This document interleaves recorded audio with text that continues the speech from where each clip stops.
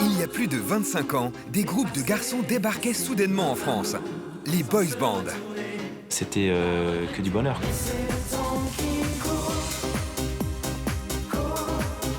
Du jour au lendemain, t'as plein de nouveaux amis qui te disent que t'es le plus beau, le meilleur et le plus fort. C'était fantastique, incroyable. Ils sont beaux, jeunes, musclés, sexy. Ces corps-là, c'est des Ferrari, des Lamborghini. C'est du dernier cri. Pendant 2 ans, ils vont envahir nos écrans, nos radios et nos journaux avec leurs tubes. Comment la France a-t-elle été gagnée par la boys band mania?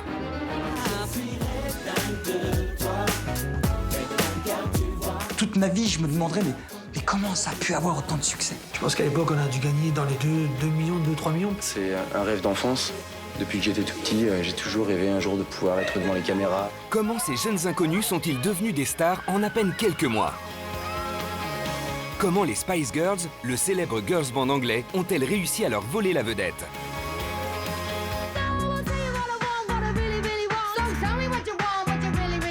Oui, nous avons réussi à dominer le monde pendant une courte période de temps. Je me suis toujours dit, je veux avoir une vie extraordinaire. Et là, c'était quand même extraordinaire.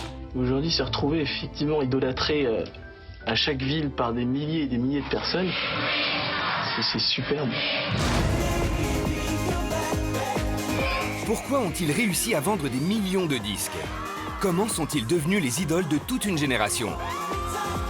Qu'est-ce qui explique l'hystérie des fans? J'adorais les To Be Free, c'est sûr. J'étais fan, mais archi fan. C'est une boîte à fantasmes, un boys band. C'était l'émeute tout le temps devant chez nous. Une fois, Philippe il m'a dit « Thierry, je suis pas Kennedy quand même. » Très de dingue de toi, le groupe G-Squad. Il n'y avait pas une émission de télévision à l'époque qui ne demandait pas un boys band. Alliage qui nous chante Baila. Il y avait des filles qui disaient moi je vais me suicider parce que Gérald là à l'émission il m'a pas regardé. Je te donne mes notes, je te donne mes mots. Les boys bands, un phénomène venu d'Angleterre incarné par 3 groupes français. Comment ont-ils été castés? Et qui était Philippe Nicolic, la star des 2B3? La star des boys bands, c'était Philippe de 2B3. Philippe, il était magnétique. Il rentrait dans une pièce, on ne voyait que lui. L'histoire de Philippe Nicolic, c'est un peu l'histoire de l'étoile filante. Mais après l'argent et la gloire, pourquoi la malédiction s'abat-elle sur les boys bands? Il y a des morts, bordel. On a perdu Philippe. On dit toujours que c'est un suicide. C'est du gâchis, c'est tout. On a perdu Quentin. Il y en a qui s'en sont jamais remis psychologiquement derrière.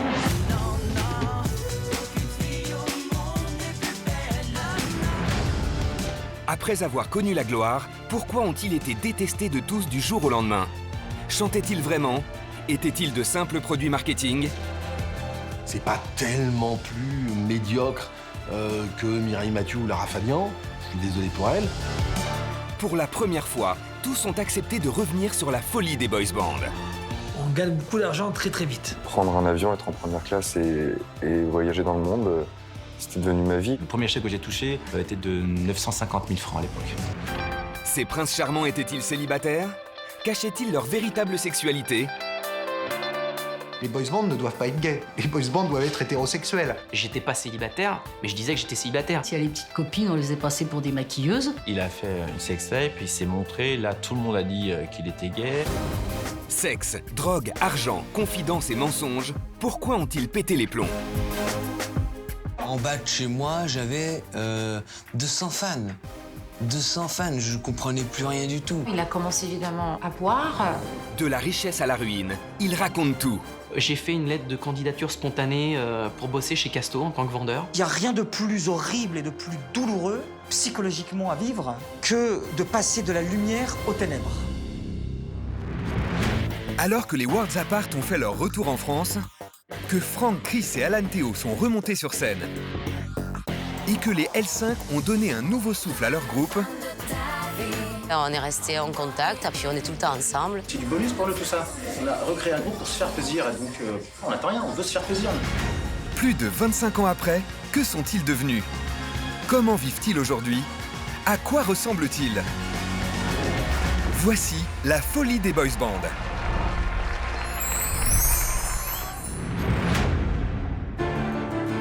16 septembre 2009. La nouvelle du décès brutal de Philippe Nicolic est relayée par tous les médias. Il incarnait le boys band à la française. Philippe Nicolic est mort cette nuit à l'âge de 35 ans. Il avait été le leader des 2 Big 3.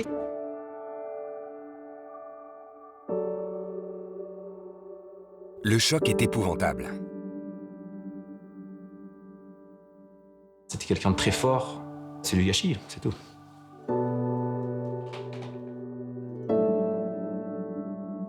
Première chose que j'ai fait, j'ai téléphoné à Franck, qui a décroché tout de suite. Et je lui ai juste dit, c'est vrai, c'est pas vrai. Franck est resté silencieux et voilà. Ça voulait tout dire. Et c'est tout.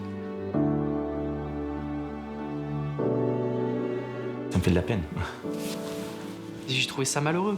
Je trouvais ça malheureux. Pour avoir vécu l'Euphorie Boys Band, pour avoir connu un peu le personnage, ouais, ça m'a choqué, ouais. Ça m'a choqué. C'est dramatique, quand même, pour une histoire de boys band.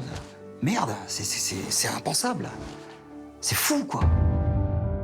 C'est la stupeur et l'incompréhension. Ses proches se précipitent à son domicile. C'était un ange qui dormait. Qu'on avait envie de secouer pour qu'il se réveille, parce qu'il était tellement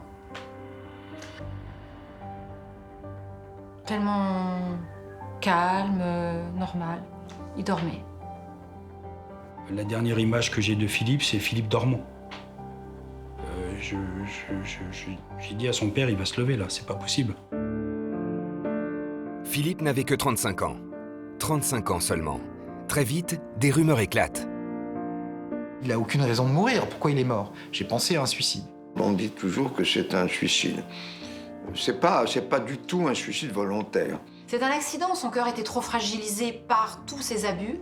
Et ce qui s'était ajouté en plus à tout ça, il commençait à avoir des ennuis de santé, il était devenu épileptique. Bon, ceux qui veulent y croire, ils font ce qu'ils veulent, ils y croient. Hein. Mais moi, qui le connais tellement bien, qui l'a vu jusqu'au dernier moment, mais même pas imaginable une seconde que Philippe ait pu, je dis bien ait pu, quitter sa fille. L'enquête sur la mort de Philippe Nicolic révèle au grand public le profond mal-être dans lequel la star avait sombré. Il fallait des médicaments pour dormir, il fallait des médicaments pour lui remonter le moral, il fallait des médicaments pour éviter la dépression. Et au lieu d'en prendre, parce que c'était un type excessif, au lieu de prendre les doses, il prenait une poignée. Hein. Alcool, cachet, drogue.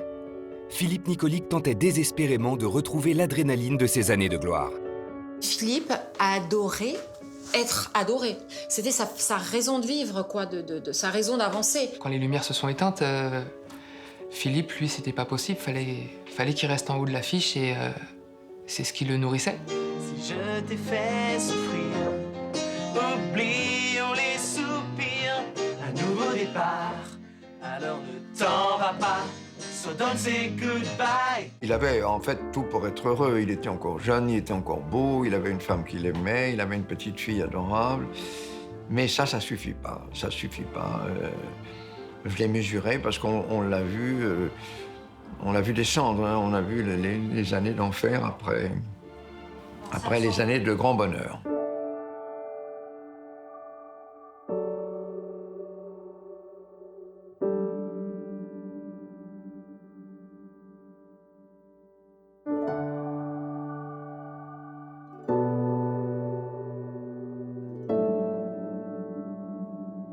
Ça me rend triste et c'est dommage tout ça.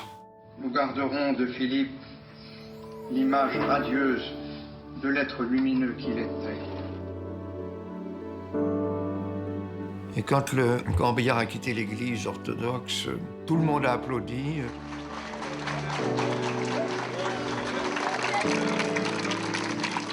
C'était très triste pour moi, mais c'était une espèce de... Ça m'a fait du bien, si vous voulez, de penser que, bon, il était mort, mais il n'était pas oublié.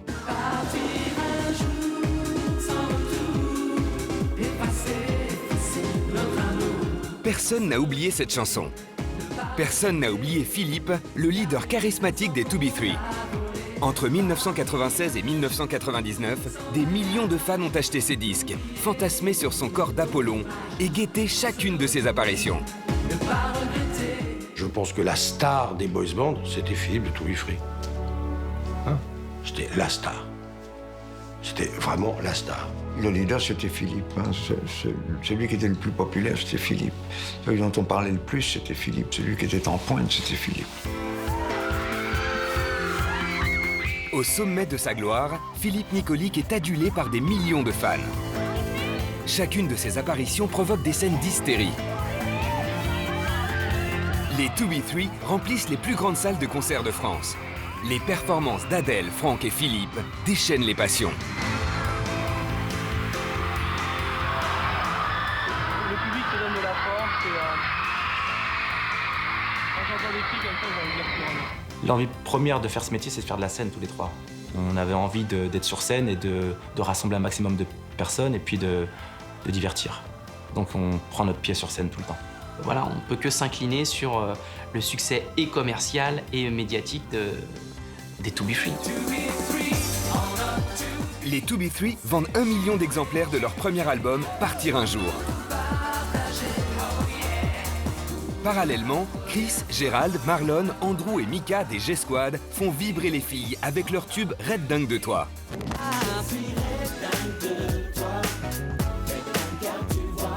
Tandis que Quentin, Brian, Steven et Roman d'Alliage invitent à la danse avec Baila.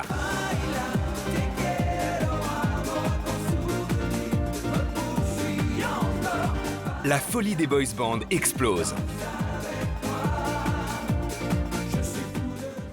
Ce qu'il faut comprendre, c'est que les To Be Free tout seuls, ça n'aurait sans doute pas fait un phénomène. Les G-Squad tout seuls, non plus. Les World Apart tout seuls, non plus. C'est l'accumulation des groupes. C'est pour ça qu'on parle de génération boys band. Ils sont jeunes, beaux et musclés. Les nouveaux princes charmants de la dance music viennent de débarquer en France. On les appelle les boys bands. Pendant les années 90, c'était fantastique et incroyable. C'est incroyable, là. C'est incroyable. C'est quand même un truc de dingue. C'était quand même vachement bien. C'est une pluie de disques d'or sur la variété française. G-Squad vend 200 000 albums et Alliage 500 000. C'est à une époque où le marché de la musique est au sommet, où on a des ventes de disques qui sont absolument gigantesques. Pour parler vulgairement, tout le monde s'en met plein les fouilles. Je me reverrai toute ma vie à 2 h du matin sur cette péniche, au pied de la Tour Eiffel, remise de disques triple ou double, je sais plus, disques d'or.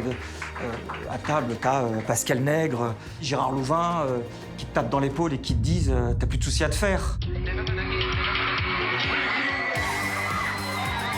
Seuls Philippe, Franck et Adèle dansent et bougent comme des dieux.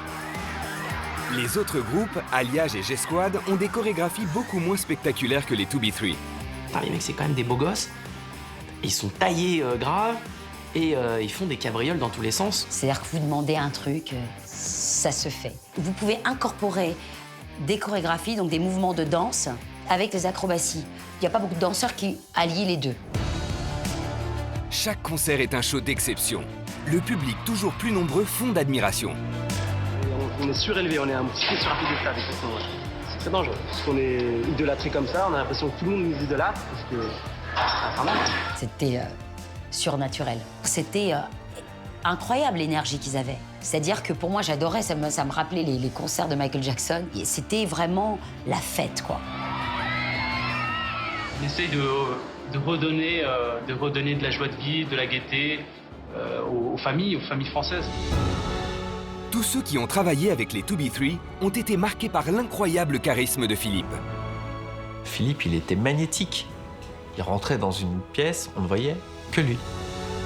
La très médiatique chorégraphe Mia Fry garde un souvenir inoubliable de sa collaboration avec les To Be Three. Ils allaient faire une très grande scène et donc on m'a dit, voilà, ce qu'on aimerait, c'est que tu apportes ta patte. C'est-à-dire cette énergie que j'ai, parce que je suis américaine, donc ils ont enlevé les t-shirts, je vois la musculature incroyable de gymnase. C'est alors que Mia Fry va découvrir en coulisses les extravagances de Philippe. Philippe, il est très provocateur, donc il a enlevé le t-shirt et puis il a enlevé le bas. juste pour voir ma réaction. Heureusement que je suis black, donc ça s'est quand même pas vu que j'ai rougi, j'ai eu une montée de suée, et j'ai dit, voilà, ah bah t'es bien, t'es fit là, hein. J'ai dit, c'est bien, hein, t'as tout au bon endroit, hein, bien, tout est bien musclé. Et bon, il a rigolé, et puis il a remis son slip. Mais sous les projecteurs, Philippe ne quitte jamais son costume de gendre idéal. Les parents se disent c'est formidable pour nos enfants. C'est des gars qui sont sains et c'était un bon exemple. Les mamans, elles, pouvaient éventuellement fantasmer sur les garçons et puis les grands-parents les trouvaient formidables. Les inconditionnels sont prêts à tout sacrifier pour passer du temps avec leurs idoles. Fan pur et dur, à tout juste 18 ans, Leslie a mis sa vie entre parenthèses pendant 2 ans pour suivre les 2B3. On posait des jours de congé, on se mettait en arrêt maladie. Grosso modo, toute la semaine, on passait du temps à essayer de les rencontrer, en fait. Pendant les concerts, j'avais une place, c'était ma place. Je poussais tout le monde. Ma place, elle était au premier rang, contre la barrière, au milieu, en face de Philippe.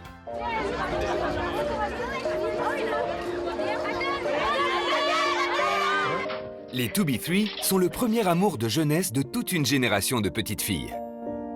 Quand j'étais petite, j'adorais les2B3, c'est sûr, j'étais fan, mais archi fan.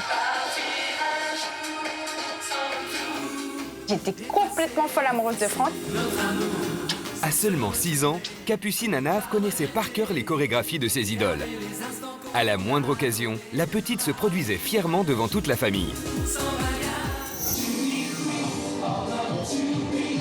Et aujourd'hui encore, Capucine connaît toujours les pas de danse. Un jour sans retour, effacer notre amour, se retourner, ne pas regretter, garder les instants qu'on a votés. Ah, j'adore. Comme les plus grandes stars, les 2B3 déclenchent des passions irraisonnées. C'était l'émeute tout le temps devant chez nous. Mais c'était comme un jeu, en fait, c'était marrant. Au début, je dirais 97, c'était incroyable. Partout où ils allaient, les rues, elles étaient bloquées, c'était pas possible. De toute façon, la police venait, il y avait des renforts. Une fois, Philippe il m'a dit Thierry, je suis pas Kennedy quand même. Tant qu'il y aura des personnes à 2h du matin devant chez moi pour me demander des autographes, je serai heureux. À 20 ans, Philippe savoure le succès. Le jeune homme d'origine serbe ayant grandi à Longjumeau en banlieue parisienne vit un véritable rêve. Il y a un an, on n'avait pas un public, on n'avait rien du tout. On était inconnus. Aujourd'hui, se retrouver effectivement idolâtré à chaque ville par des milliers et des milliers de personnes, c'est superbe.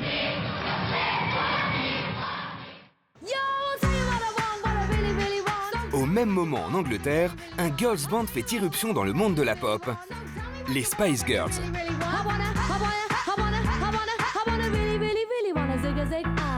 Victoria Adams, future Victoria Beckham, porte les revendications du groupe. À cette époque, il n'y en avait que pour les garçons. Les garçons vendaient des disques, les garçons vendaient des vidéos, les garçons vendaient des magazines. Et nous, on se disait, il est temps que ça change.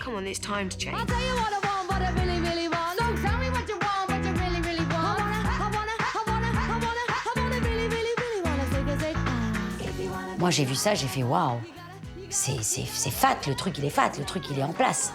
Elles étaient mimi, elles avaient des looks incroyables, les chaussures comme ça, genre les Frankenstein shoes. I was like wow. Wannabe est un carton absolu en Angleterre. Très rapidement, le succès de Jerry, Victoria, Emma, Mélanie B et Mélanie C contamine le monde entier. En quelques mois, leur chanson est numéro 1 dans 22 pays. Je pense que toutes les filles pouvaient s'identifier à nous. On n'était pas des bondes d'1m75, on était juste des filles normales. Mais après quelques heures de maquillage et de coiffure, on était bien. Dans les années 90, c'était la mode et toutes les filles, elles étaient comme ça, avec la mini-jupe et les seins à l'air, et parce que ça se voulait sexy. C'était plus vulgaire que sexy, mais ça se voulait sexy. Les Spice Girls s'affirment comme des jeunes femmes émancipées, libérées des contraintes sociales. L'idée correspond à l'ère du temps, leur discours séduit. En France comme ailleurs, le girl power fait des ravages. Le girl power, c'est s'accepter comme on est. et surtout s'amuser. Si tu veux porter une jupe courte et un Wonderbra, fais-le. Mais aie juste confiance en toi et éclate-toi.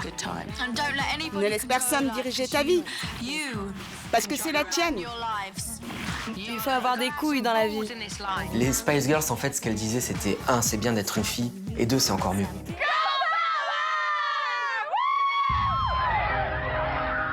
Les girls et boys bands, encore inconnus quelques mois auparavant, découvrent avec volupté la vie de star. Prendre un avion, être en première classe et voyager dans le monde, c'était devenu ma vie. Du jour au lendemain, tu te retrouves dans les grandes avenues de Paris à t'habiller, haute couture. C'était les soirées en boîte de nuit, c'était les copains, les palaces, et puis tu rinces, et tu rinces, et tu rinces, tu t'éclates. Vous êtes produit par Louvain, vous êtes chez Universal Mercury. C'est difficile d'avoir mieux, encore plus à l'époque. On était en plein...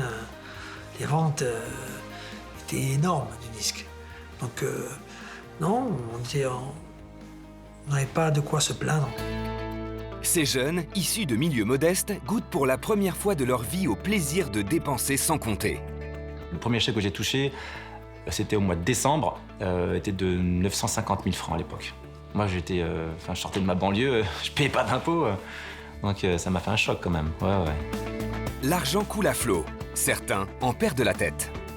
Quentin, qui un jour m'annonce, Daniel, je me suis acheté une voiture de sport. Je dis oui, c'est très bien. Et tu sais, Quentin, il y a un truc aussi avant, c'est le permis de conduire. Tu l'as pas. Il y a des trucs qui sont dingues. Je me souviens d'être rentré dans un magasin de jeux vidéo. J'ai tout acheté. J'ai acheté tous les jeux. Même les jeux pour filles, même les jeux... Je crois même que j'ai des jeux encore sous blister. Comme une étrange prémonition, Philippe dilapide son argent sans jamais se préoccuper de l'avenir. Philippe avait un rapport avec l'argent assez particulier. D'abord parce qu'il me disait, moi, ou je mourrais jeune, ou je mourrais clochard. Donc, comme il pensait qu'il allait mourir jeune, ou clochard, eh ben, il a dépensé son argent. C'était un flambeur, hein, ça c'est clair. Il avait un rapport avec l'argent. C'était, voilà, je gagne tant, j'en dépense presque autant. C'était le fureur de vivre, quoi. Il fallait qu'il vive à 100 à l'heure. C'était pas, il pensait pas dans qu'est-ce que je vais faire dans 5 ans. C'était tout de suite, maintenant et pas autrement. Voitures de sport, vêtements de luxe, les boys bands cèdent à tous leurs caprices. Aujourd'hui, ils se souviennent de leur coup de folie, mais sont bien incapables de chiffrer le montant de leurs gains. On a gagné, ça dépasse peut-être le million, peut-être les 2 millions, j'en sais rien. En francs, hein, je te parle. Je pense qu'à l'époque, on a dû gagner dans les 2 millions, 2-3 millions peut-être. Du jour au lendemain, t'es riche et célèbre, la vie est belle, bien évidemment. Tu te rends plus compte de... Voilà, moi j'avais plus de notion de l'argent, de combien je dépensais. Mais Chris des G-Squad découvre vite la rançon de la gloire. Beau, jeune, riche et célèbre, le 2 juillet 1997 à Bastia en Corse, il affronte la peur au ventre, l'hystérie des fans. Il y a un petit attroupement devant la porte, et là ça fait peur. La police urbaine a dû batailler dur pour dégager les 4 chanteurs du groupe. J'étais prêt à passer dans la réaction, c'est-à-dire de me défendre. Mais me défendre contre des filles, moi j'ai jamais frappé personne. Surtout des filles, quoi. Ça leur a fait peur, mais en même temps, il fallait pas qu'ils paniquent. Ça faisait partie du succès. Et il y a une fille, je sais pas si elle faisait de l'haltérophilie ou j'en sais rien. Moi, j'avais un collier en cuir, en fait, qui était assez épais. Et il y a une fille qui a attrapé ce collier. Et là, moi, j'étais étranglé, en fait. J'étais vraiment étranglé et j'étais en train de partir. J'étais en train de partir, vraiment, je tombais dans les vapes. Et le collier a cassé. Il y avait des filles qui disaient « Moi, je vais me suicider parce que Gérald, là, à l'émission, eh ben, il m'a pas regardé. » Alors que d'habitude, quand il dit « Laisse mon amour s'envahir », il me tend comme ça et il me regarde et il m'envoie un bisou.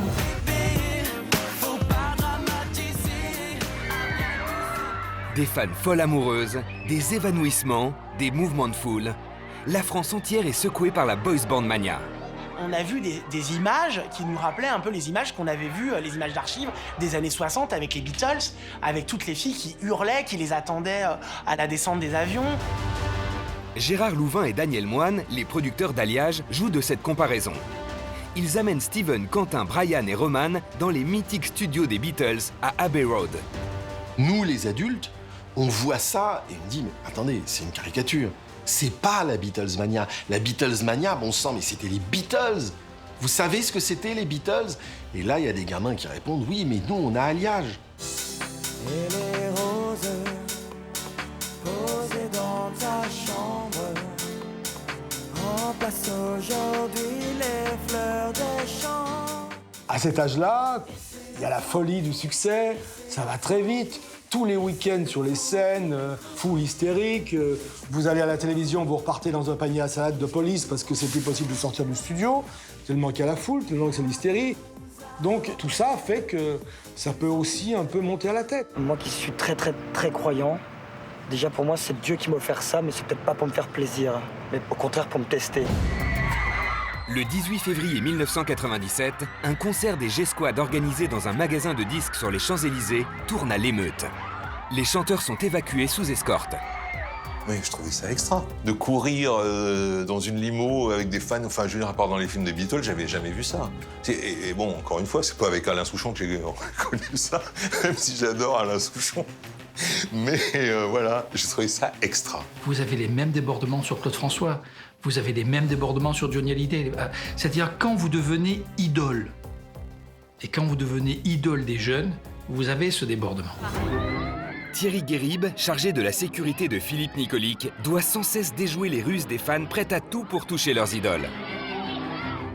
Certaines fois, les fans étaient prêts à aller loin, quoi, à donner, à proposer une nuit, des vêtements, montrer des parties de leur corps. C'était incroyable. Moi, ce que je faisais en général, c'est d'attendre que les garçons soient dans leur chambre, couchés, seuls.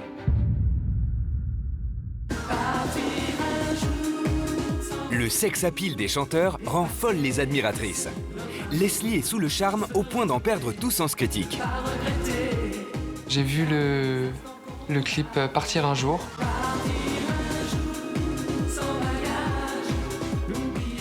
Et dans ma tête, je me suis dit, mais qu'est-ce que c'est que cette merde? Et là, Philippe s'est retourné et j'ai fait waouh.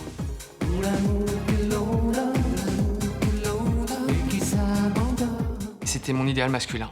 Brun, visage parfait, le nez droit parfait, et était parfait. Il aurait pu chanter n'importe quoi, le petit bonhomme en mousse, la Marseillaise, je m'en fichais. C'était lui. C'était lui. Le business des boys bands repose en grande partie sur leur physique. Dans leurs clips, ils sont beaux, forts et sexy. Le réalisateur sait comment tu passes le mieux et sait te mettre en valeur. C'est ça qui est important. Le garçon de boys band, il brille. Il est vraiment, il est immaculé, quoi. Il est parfait. C'est vraiment, c'est une poupée Ken, en fait. Il fallait être beau, il fallait être sportif, il fallait être célèbre, il fallait toujours souriant, toujours brochingué ou surmaquillé ou machin, etc. Il fallait être ça. Il fallait être des Ken, quoi, tu vois, des poupées Ken. Avant d'intégrer le groupe Alliage, Brian était mannequin. Être un homme objet ne lui a jamais déplu. C'était assez plaisant de se voir sublimé dans les clips. Je le dis sans aucune prétention et sans aucune honte. C'était très sympa de se voir bien filmé dans des clips, tout ça. C'est à peu près la même époque qu'il y a toute une mode de top modèles masculins qui tout à coup sont énormément à la télé. On est au démarrage de l'homme-objet. Hein. C'est le démarrage du changement de relation entre l'homme et la femme. À partir du moment où on a pris conscience que le physique était un atout premier pour pouvoir séduire, pour pouvoir avancer dans ce qu'on veut faire, oui, on a essayé de jouer les séducteurs au maximum. Depuis que je t'ai rencontré, moi dans ma vie, tout a changé. Les mauvaises langues racontent que la beauté des boys bands est leur seul atout. Ils sont tellement beaux qu'on en oublierait même qu'ils ne savent pas chanter. En fait, on recrute d'abord une plastique et puis ensuite, on enregistre un single. C'est parti. Don't say goodbye, don't go away. Je sais combien on s'est aimé. On a des techniques en studio pour arriver à faire chanter des gens qui chantent comme des jambons. Une rumeur se répand. Ce ne serait pas leur voix sur leur disque. C'est faux. Même si on n'était pas des super chanteurs, To Be Free, c'est eux qui chantent. Alliage, c'est eux qui chantent. G-Squad, c'est eux qui chantent. Je suis pas un grand chanteur, mais je peux tenir la voix. J'avais ça pour moi, j'étais pas faux et je chantais pas comme une casserole. On partait pas de trop loin. Avant le studio, on a fait beaucoup de coaching vocal avec des profs. On a fait ça pendant 1 mois, à savoir tous les jours. Parce qu'on avait vraiment envie de chanter correctement, au minimum, et puis c'est du boulot. À un moment donné, on chante juste.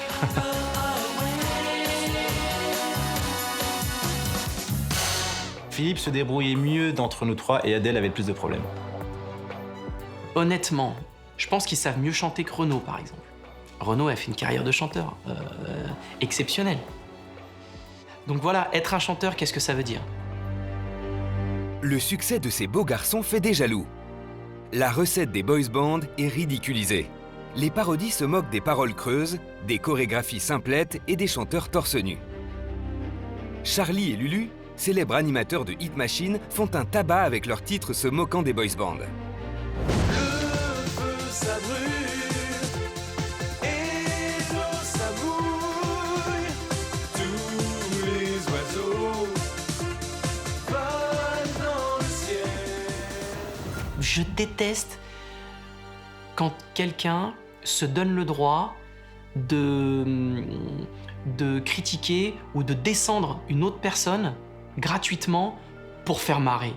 Je trouve ça dégueulasse. Ça fait partie du succès aussi. Moi, ça me fait rigoler, au contraire. Moi, je trouve ça gratifiant, quelque part.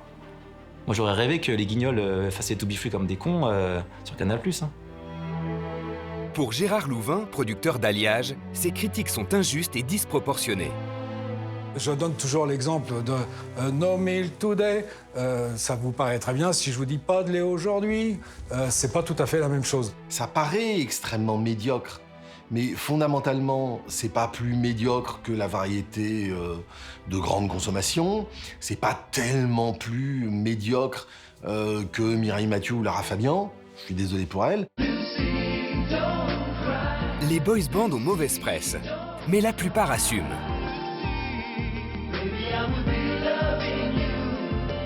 Leurs tubes optimistes n'ont qu'une ambition, nous faire danser. Danse, donne un sens à ta vie, sois dans la joie, la vie est belle, vive l'amour, nanani, nanana. C'était ça le truc. La clé de notre succès, c'est qu'on est des gens simples et on véhicule une image positive, on est jeunes et on aspire la gaieté, la joie de vivre. On veut pas avoir de discours, on veut pas parler de politique, on veut pas parler de ce qui va pas. On parle de l'amour, l'amour, l'amour, l'amour. Et l'amour, quelle que soit votre situation sociale, que vous soyez riche ou pauvre, que vous soyez en centre-ville ou à la campagne, que vous soyez en banlieue, que vous soyez en province, peu importe. L'amour, vous savez ce que c'est. La positive attitude, c'est la rengaine pop de ces années Girls and Boys Band. C'est beaucoup de positive attitude, c'est du feel good, comme on dit dans le marketing ou dans les maisons de disques. C'est-à-dire qu'il n'y a pas vraiment d'orage qui plane sur les paroles de chansons de boys band.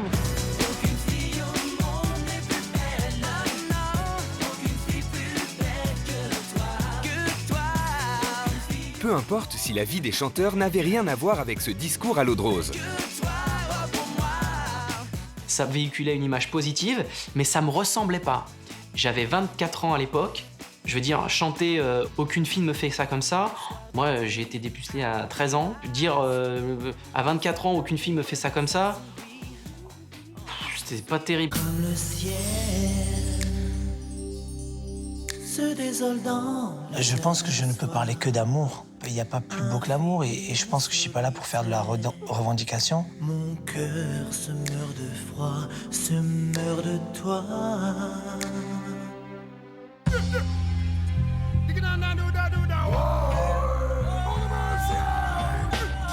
Les chanteurs des boys bands veulent absolument se démarquer des rappeurs dont la popularité éclate à la fin des années 90. Non, je me sens pas rebelle, pas du tout. Les boys bands sont bien sûr l'envers du rap. C'est l'exact inverse de NTM. Ils ont une volonté extrêmement claire de pacifier et d'être aussi inoffensif que possible. Nous, on fait notre musique, et c'est pas parce qu'on vient de la banlieue qu'il faut qu'on fasse du rap. Je veux dire, on n'a pas envie de faire de la revendication sociale. Je ne rêve que derrière le boys band, il y a toujours cette valorisation de l'élévation sociale. Chose qui n'est pas vraiment le cas chez les rappeurs, qui se complaisent dans leurs origines sociales et qui développent un peu cette culture du ghetto, quoi. Originaires de la banlieue, les 2B3 revendiquent leur enfance heureuse dans une cité. Alors nous nous sommes connus avec Adèle et Philippe dans notre enfance. On habitait le même quartier, la même ville à Longjumeau, une banlieue parisienne. J'habitais à 2 bâtiments de chez Adèle et puis Philippe dans la Grande Rue. En fait, on faisait partie d'une association à l'époque qui était Chant et Danse contre la délinquance. L'histoire des 2B3, c'est l'histoire de jeunes de la cité qui ont réussi, mais qui sont restés très attachés à leur cité et à leur ville. Les gens ont trop tendance à caricaturer un peu la banlieue, dire voilà, banlieue, source de problèmes, source de délinquance. C'est complètement faux. En fait, c'est plus une mode en banlieue de dire il y a de la délinquance, il y a le phénomène pitbull aussi, il y a ceci, il y a les armes. Ça fait bien de parler de ça, ça fait bien, parce qu'il en faut pour le journal. C'est vrai que les médias ont tendance à dire que voilà, la banlieue, c'est la misère de la société. Pas du tout. Les boys bands deviennent un nouveau modèle pour la jeunesse et prennent leur rôle très au sérieux. Il y avait entre guillemets une responsabilité par rapport à tous ces jeunes. Certaines images qu'on véhiculait, en tout cas je faisais attention à cette image.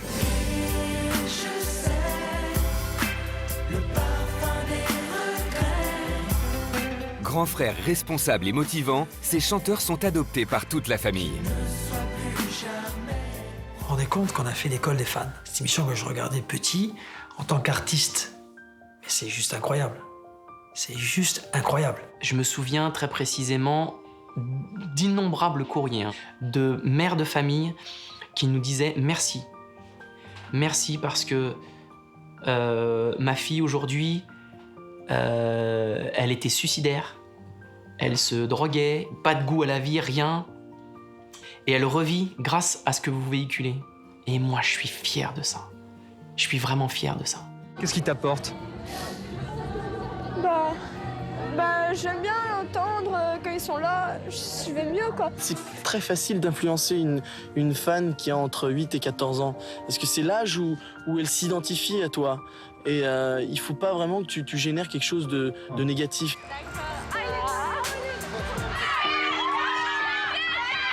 C'est une sorte de réussite pour les jeunes. On voit qu'on peut être jeune et réussir quand même.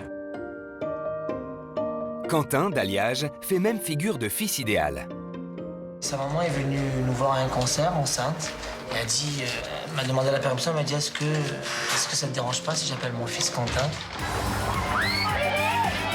Ce statut de parrain impose au chanteur une ligne de conduite irréprochable. On fumait pas, on buvait pas et puis on faisait du sport. C'est quand même plus valorisant de faire ça plutôt que de faire exprès de se défoncer la gueule pour faire artiste et enfin, je veux dire... On sortait vraiment des années, du pic de l'épidémie du sida, du grunge, de choses...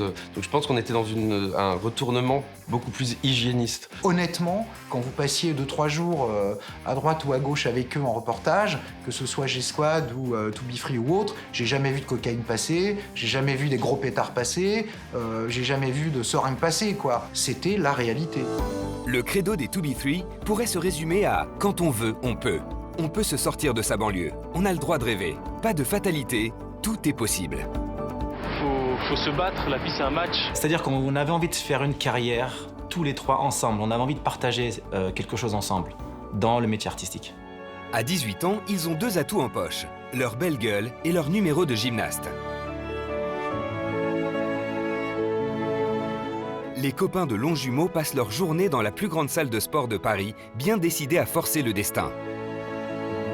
Ils sont les premiers à enregistrer un message dans la cabine installée à l'Aqua Boulevard par France 3 en 1995.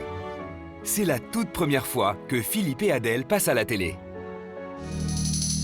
Tu trouves pas qu'on est des playboys tous les deux? Ah ouais, tu te rends pas compte qu'il y a 100 millions de Français qui nous regardent là? Non. 600.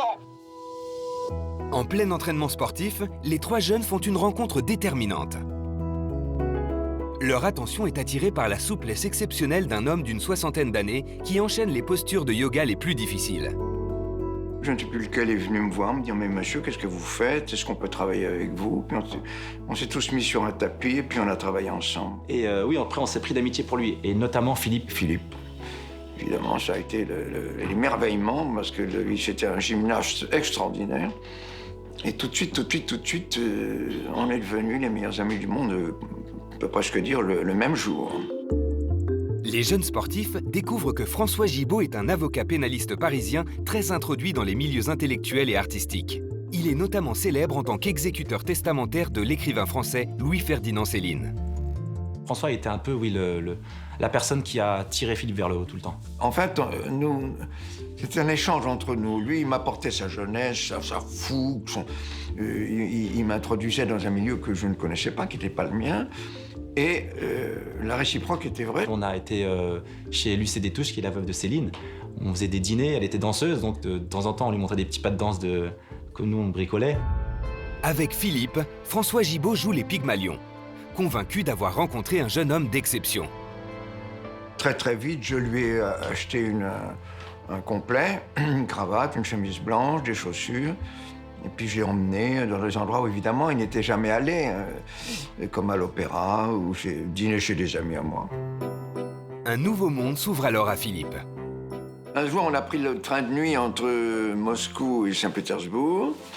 Et on était tous les deux... C'était la nuit, on avait 2 couchettes. Et puis, moi, je commençais à dormir, et puis il me dit « François !» Je lui dis « Qu'est-ce qu'il y a ?» Le train roulait, hein. « Est-ce que tu crois qu'il y a au monde 2 personnes qui soient plus heureux que nous 2 ?» Fort de cette nouvelle amitié, Philippe entraîne ses 2 amis à la conquête du succès. À partir du moment où on a décidé de vouloir en vivre, essayer d'en faire notre métier, on a pris conscience qu'il fallait rencontrer des gens.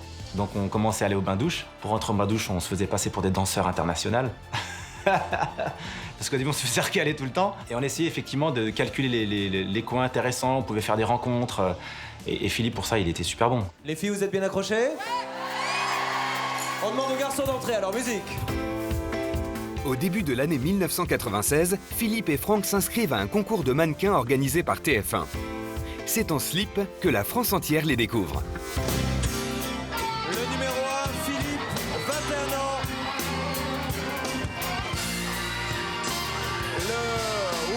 Le numéro 5, Franck, 22 ans.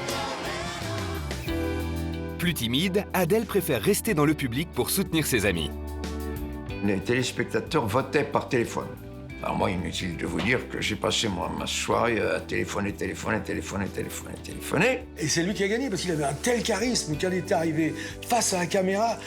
Quand on lui a posé des questions, il parlait à la caméra, mais c'était gagné, quoi. Les gens derrière leur poste, ils étaient séduits tout de suite. Philippe remporte la première place, Franck la 4e. Mais c'est en coulisses que leur avenir bascule. On a rencontré le chorégraphe de l'émission qui nous a dit « Putain les gars, vous avez une super énergie, allez voir une maison D qui s'appelle Yema, ils cherchent à monter un groupe à la Nuke is on the Block, à la Take That.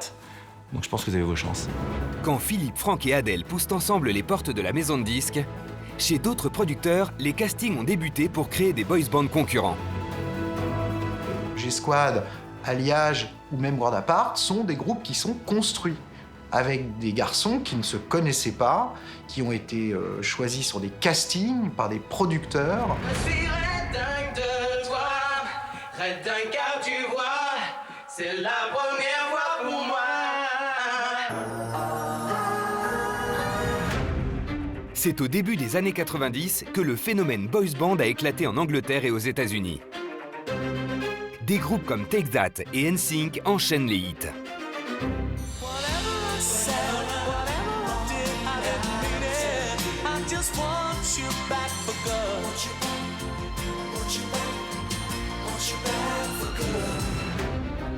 Fin 1995, Christophe Sabot, directeur des programmes de la toute-puissante radio Énergie, flaire un gros tube.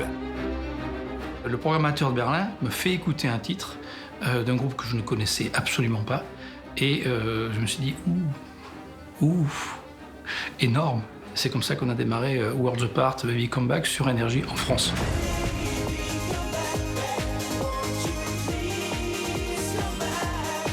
J'étais comme un fou. C'est tellement catchy que vous les prenez tout de suite.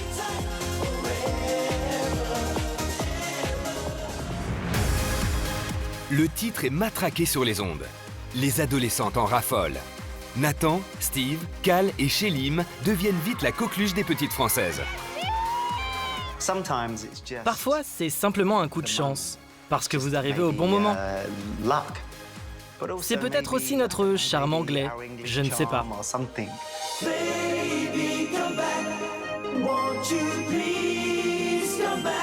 Les producteurs ont alors une idée de génie. Faire chanter les Worlds Apart en français. Et pas n'importe quel titre. Un classique de la variété. Je te donne mes notes, je te donne mes mots. Quand ta voix les emporte à ton propre tempo. Une épaule fragile et celui à le voir. Ce que j'imagine et ce que je crois. C'est du Goldman, ça parle à tout le monde, c'était plus rythmé, c'était des beaux mecs qui chantaient, et ça l'a fait, quoi. Ça a été formidable. Vous savez, les Français ont adoré qu'on chante dans leur langue. C'est comme ça qu'on a accroché le public et qu'on a créé des liens vraiment très forts.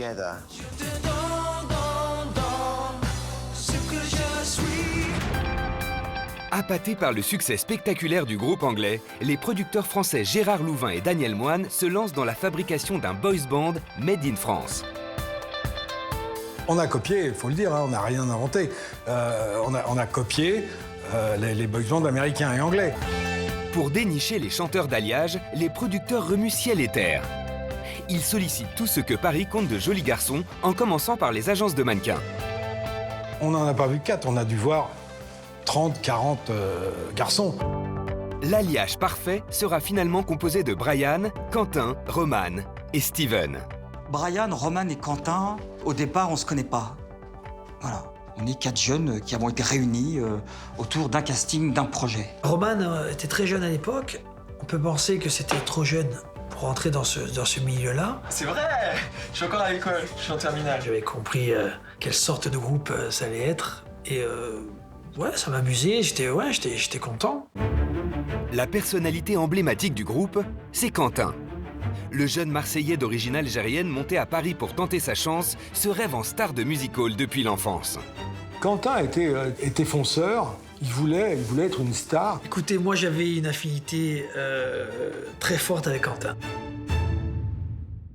Le mec, il écrase, quoi. Il était déjà baraqué, il était là, sur scène, il était devant, il envoyait, il dansait, enfin, il était star, quoi, tu vois. Il était vraiment... c'était toute sa passion, c'était toute sa vie.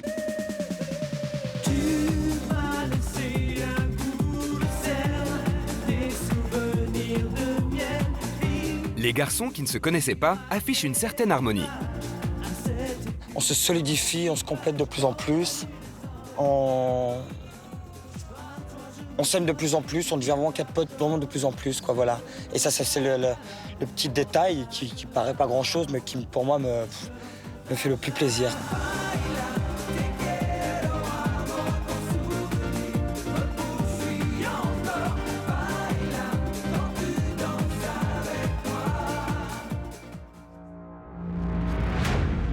En coulisses, c'est plus compliqué.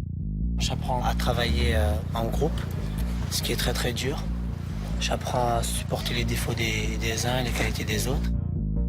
Quentin s'impose naturellement comme le leader du groupe.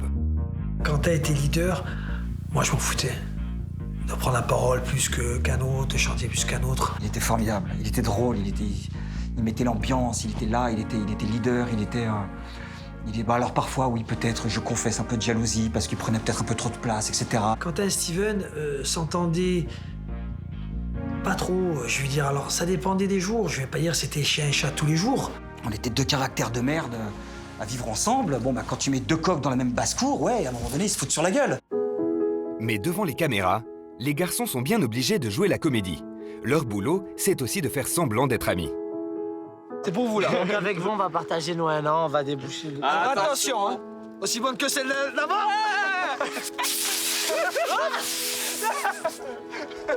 On ne boit jamais, hein, c'est exceptionnel. Hein. Exceptionnel, d'habitude on boit pas, on tient à préciser quand même. Happy birthday to you, Happy birthday to you, Alliage. Happy birthday to you, Alliage. Happy birthday to you. avec Daniel, on a toujours travaillé avec des gens qu'on aimait. Ça, c'est... Et moi, j'ai un truc, si j'ai une petite qualité, quand je vois quelqu'un, je regarde les yeux et je sens dans les yeux si c'est quelqu'un de bien. Quand je me gourre, je me gourre. Mais sur les 4, on s'est pas trompé. Lucy, don't cry. Lucy, don't cry. Maybe I will be loving you, yeah. Les 2B3 sont 3, Alliage 4 et les G-Squad 5.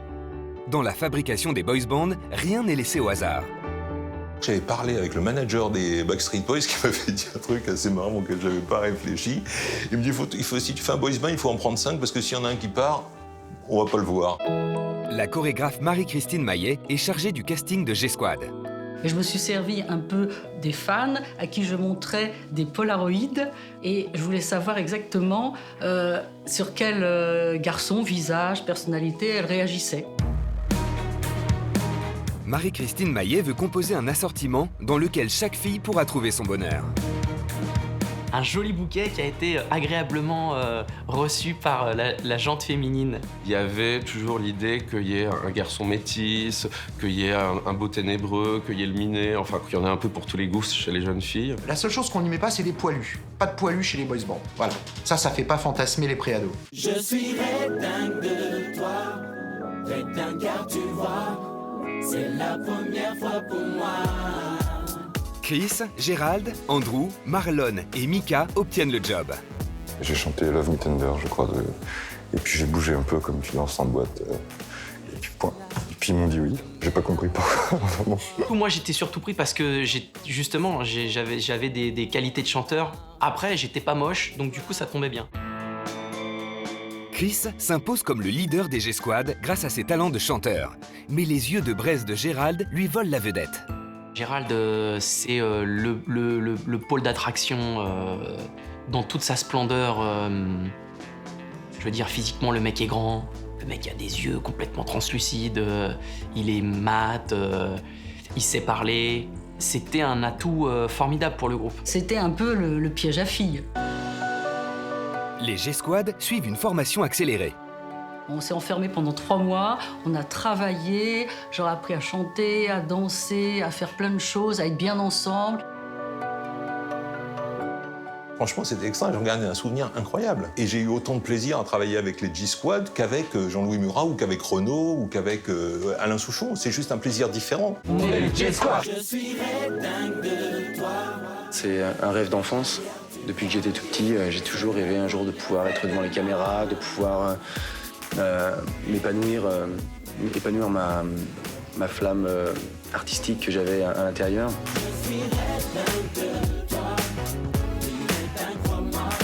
Aucune fille me fait ça comme ça. Aucune fille me fait ça comme ça. Je crois qu'ils étaient vraiment heureux à cette époque, quoi. Mais moi, je les aimais beaucoup. J'avais beaucoup de tendresse. C'était comme des enfants, quoi. Enfin, mes enfants. Dans cette période d'éclosion express de boys band, l'histoire des 2B3 est une exception. Adèle, Franck et Philippe sont des amis d'enfance. C'est par choix qu'ils travaillent ensemble. On voulait être différents. On se disait qu'on n'était pas un groupe qui était monté sur casting. Même si on était un boys band, on se disait à l'époque qu'on était plutôt un pots band. On n'aime pas le terme boys band parce que c'est pas un terme qui nous correspond. C'est pas la définition qu'on nous donnerait parce qu'en France, quand on dit boys band, c'est un groupe de garçons rassemblés par casting pour faire justement, comme tu dis, un produit marketing.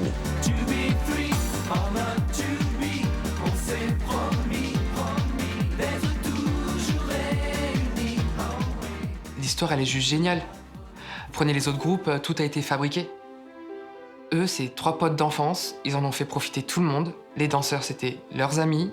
Les gardes du corps, c'était leurs potes. C'était la 2B Family. Il y a une ambiance très chaleureuse, très familiale. Là, il y a tous nos potes. Là, il y a Thierry, notre garde du corps, qui était, avant d'être notre garde du corps, c'était notre ami. Je pouvais gagner entre 40 et 60 000 francs par mois. Parce qu'on travaillait, moi j'étais avec eux 340 jours par an et 18 heures, 20 heures, 24 heures d'affilée, donc c'est tout ça. Mais l'histoire est trop belle. Régulièrement, les 2B3 sont accusés de mensonges. Nous, il fallait absolument qu'on prouve que c'était nos vrais prénoms. Ouais, surtout Adèle, parce que c'est pas commun. C'était plutôt Abdel, mais il s'appelle Abdel. Non, il s'appelle Adèle. Philippe et Felipe, c'était pas Philippe comme ça, c'est pas possible. Si, c'était yougoslave, donc enfin c'est serbe. Donc ça s'écrit comme ça, et puis voilà. Donc ouais, au début, on devait le prouver souvent. Mais c'est comme notre amitié, on devait tout le temps prouver qu'on était des potes d'enfance. Vrai ou faux copain, tous les chanteurs de boys band sont mis en scène dans un univers romantique sur mesure pour séduire les jeunes filles. Souvent, le boys band, il se balade un peu dans un monde sans filles. Il fait des chorégraphies dans des hangars désaffectés, dont on se demande comment il a fait pour avoir la clé. Parce que il faut continuer à entretenir, à nourrir l'imaginaire des adolescentes. Et cet imaginaire, il se forge sur le célibat du boys band. Donc forcément, il faut que le boys band, il cherche l'être aimé, mais qu'il ne l'ait pas déjà trouvé.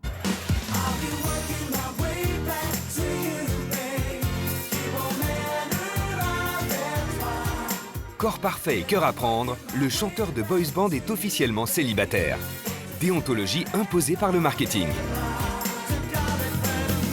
Je baisais pas mal. J'étais pas célibataire, mais je disais que j'étais célibataire. Mais ça, c'est normal. Je veux dire, c'est du bon sens. J'étais comme tous les jeunes, voilà quoi. Profite de l'instant présent, profite de la magie, profite.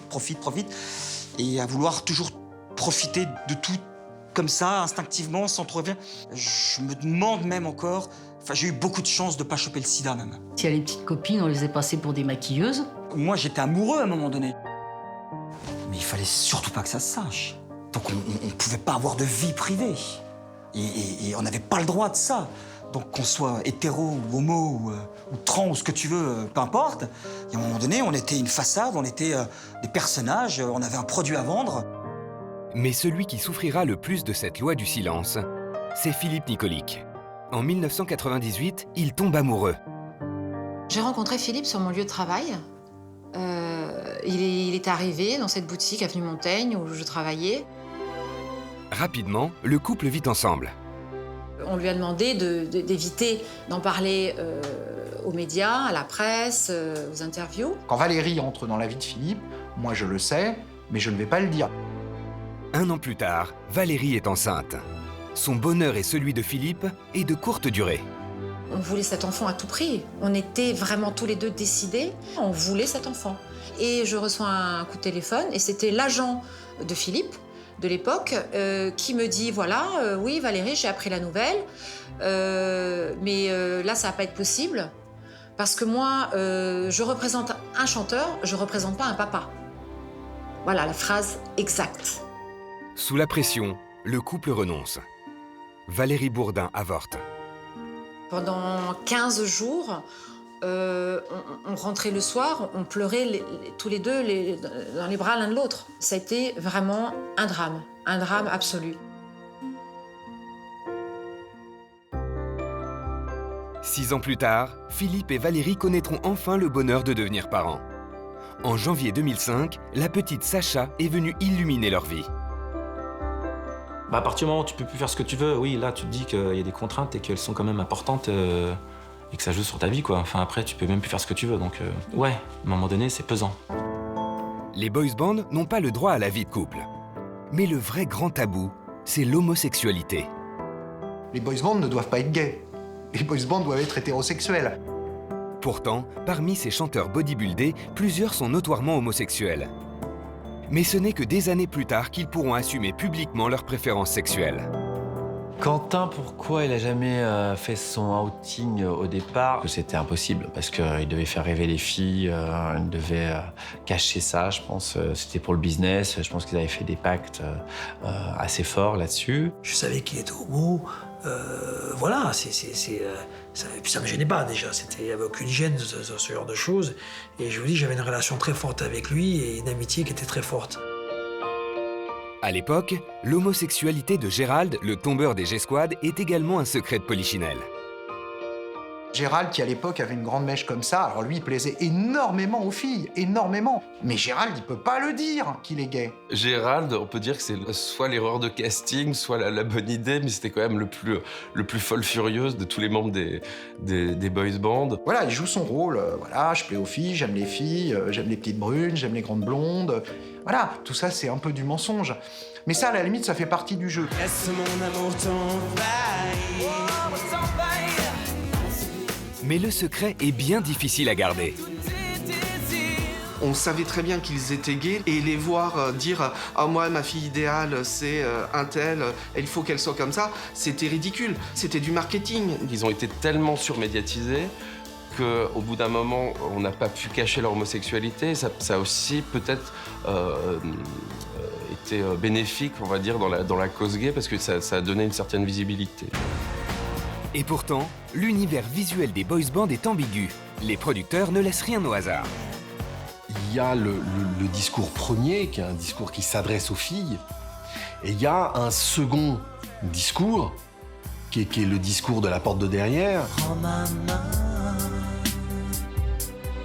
je veux t'aimer, vivre sans fin, dessiner sur ton corps, le mien jusqu'au bout des refrains. Je pense que pas mal de gens se doutaient qu'il y avait un certain homoérotisme dans les groupes. Vous mettez des beaux garçons jeunes, musclés, bronzés dans des clips, on peut penser instantanément qu'ils deviennent des icônes gays. Les clips officiellement conçus pour séduire des adolescentes prépubères jouent clairement des codes de l'érotisme gay.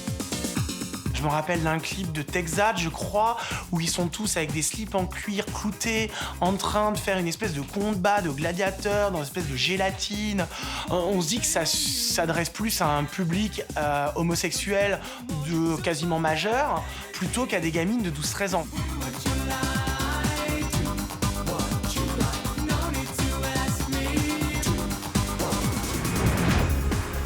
Des corps sublimes, des tenues immaculées, brillantes ou trop colorées, des brushings impeccables, les chanteurs des boys bands entrent officiellement au panthéon des icônes gays.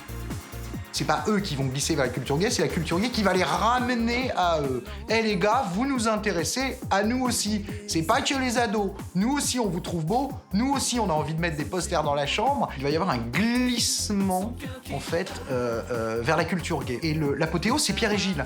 Les deux célèbres photographes, Pierre et Gilles, qui travaillent avec les stars du monde entier, qui sont clairement représentatifs de cette culture gay, de cette iconographie gay. Une photo avec les To Be Free en petit marin, voilà. C'est très clair, hein, on voit à quoi on a affaire. Les fans garçons fantasment ouvertement sur leurs idoles. Chez les fans garçons, on peut dire que à 90%, on était tous homosexuels. On se dit, tiens, ils sont proches de nous, tiens, on pourrait peut-être les draguer. On sait jamais. Il y en a peut-être un dans le lot qu'on pourrait peut-être essayer d'avoir. Philippe, d'ailleurs, adorait ça. Il n'était pas homosexuel, mais il adorait l'idée de plaire et de faire fantasmer les homosexuels. Ben, évidemment, il plaisait aux homosexuels puisqu'il était magnifique, très beau, qui montrait son corps volontiers. Philippe avait un côté très exhibe, donc pas seulement de se montrer torse nu, mais on m'a souvent raconté voilà, qu'il sortait son sexe devant tout le monde très facilement dès qu'on lui demandait. Il aimait bien voilà, que tout le monde bave un peu devant lui, quoi. Conscient de son charme, Philippe Nicolic sait en jouer et en abuser. Moi, pour poser tout nu dans un journal, il me faudrait 1 million de francs. Mais le vœu de Philippe ne sera jamais exaucé. Car c'est dans la presse pour adolescents que les boys bands sont omniprésents. Les magazines comme Salut, Hockey Podium ou Super se partagent le marché. Dans chaque numéro, c'est toujours la même chanson. Pas de scoop, pas de polémique, mais un catalogue exhaustif des goûts des chanteurs. Et vas-y, quelle est ta couleur préférée, ton petit animal préféré, ton métal préféré? Êtes-vous avec quelqu'un, votre fiancé? Est-ce que vous n'êtes pas fiancé? Qu'est-ce que vous aimez? Vous aimez les blondes, vous aimez les brunes? C'est toujours pareil. Ça me gavait un peu, mais bon, t'es obligé de le faire. La soif d'image que provoquent les chanteurs semble impossible à étancher. La boys band mania va faire exploser les ventes de la presse ado. Chaque mois, on se rend compte qu'on est en rupture. Faut monter 100 000 de plus, 200 000, 300 000 de plus. On sait pas où ça va s'arrêter, quoi, puisqu'on va monter quasiment à 1 million d'exemplaires. Tout le monde était dans une espèce d'euphorie, dans quelque chose un vent de fraîcheur, un vent de joie, parce que c'était très joyeux tout ça, c'était très frais, c'était très jeune. Je devais acheter tous les magazines, je devais acheter tous les posters, j'avais des classeurs, où j'avais même des cahiers avec des autocollants, j'achetais tout au bureau de tabac, je m'en rappelle. Tous les groupes déclinent leurs marques sur des vêtements, objets et accessoires. Mais les champions du merchandising, ce sont les To Be Free. Les To Be Free vendaient beaucoup de disques, mais surtout, ils vendaient beaucoup de produits dérivés. On avait des licences chez Papy Brossard, on avait des licences chez Panini, on avait des licences, je sais plus moi, pour des couvertures, des draps, n'importe quoi. Mais mieux qu'un paquet de gâteaux, pour diffuser leur image, les To Be Free vont décliner leur histoire en série télé pour TF1. C'est le célèbre producteur Jean-Luc Azoulay qui les met à l'antenne. Quand les boy bands sont apparus, j'ai voulu faire une série sur les boys bands. Et par hasard, en parlant avec les gens de TF1, ils m'ont dit « mais il y a les To Be Free qui veulent faire une fiction ». Moi, je suis chez AB Productions, je travaille avec Jean-Luc Azoulay, et on a 7 séries à l'antenne sur TF1. Entre Le Mets les abeilles, Hélène et les garçons, Premier baiser, Les filles d'à côté, le Club Dorothée qui est évidemment leader. Avec leur sitcom Pour être libre, les To Be Free vont rivaliser avec Dorothée. Leur parcours de petits gars des banlieues rêvant de devenir des stars fait un très bon scénario. Le scénario, c'est très simple, c'est 3 copains qui décident de monter un boys band, et puis c'est tout. C'est notre série, c'est notre feuilleton, c'est notre histoire. Qu'est-ce que c'était drôle. C'est drôle de le revoir, tellement il joue mal. Mais c'est super drôle à regarder avec du recul. George Berkeley, Star 2 Agency. Attends, tu veux dire George Berkeley, Star 2 Agency? Ah, la grosse agence de... Mais oui, c'est lui qui a la plus grosse agence de Paris d'artistique. Alors on la refait. Ouais. L'audience est fantastique. Plus de 70% de part de marché pour le premier épisode. Les To Be Free profitent pleinement de ce succès. On était payé 10 000 francs par jour. Et on a tourné 40 épisodes. Hélas, on n'a pu faire que 40 épisodes, parce qu'après, ils étaient pris par leur contrat, ils n'avaient plus le temps de tourner. Mais sinon, on aurait pu en faire 200 sans problème. Stars de la chanson, stars de la télé, les To Be Free connaissent en mars 1998 la consécration. Ils font leur entrée au musée Grévin. Leur statue côtoie celle d'Elton John et de Michael Jackson. J'ai l'impression d'être enfin, pas connu mais reconnu, entre guillemets. La fierté et de se dire putain, on a quand même touché les gens à ce point-là, d'être au musée Grévin. Enfin, c'est vraiment... on se dit là, on va pas s'arrêter. Pourtant, lorsque les To Be Free rejoignent le cercle très fermé des prestigieuses statues de cire, c'est déjà le début de la fin du phénomène des boys bands. L'omniprésence de ces garçons musclés agace.